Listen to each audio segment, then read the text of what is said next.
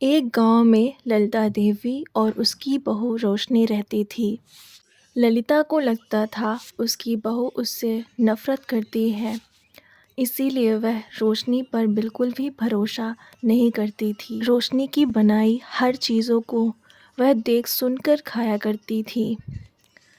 एक दिन रोशनी भोजन लेकर आई तो ललिता देवी बोली, बहू यहाँ आकर बैठो और सबसे पहले ये भोजन तुम खाओ।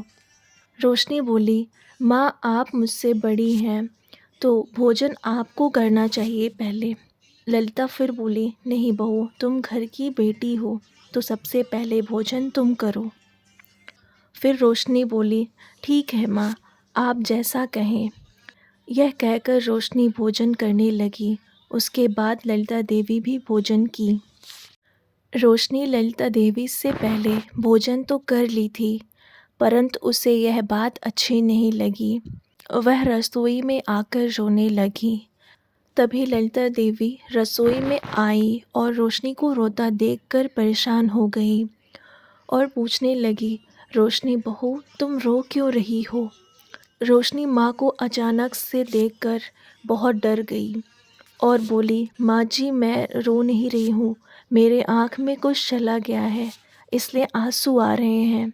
तब ललिता बोली, अगर तुम मुझे अपनी माँ समझती हो तो मुझे सही से बताओ क्या बात है।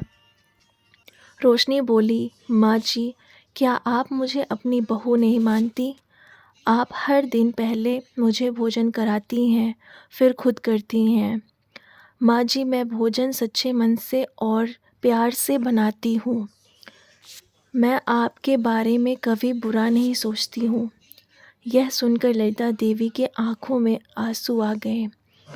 यह सुनकर ललिता देवी को खुद पर बहुत गुस्सा आया और रोशनी बहू से माफ़ी मांगते हुए कहा, रोशनी बहू मुझे माफ़ कर दो, मैं तुम्हें बहुत गलत समझती थी। उस दिन से ललिता देवी और रोशनी माँ बेटी जैसे रहने लगी।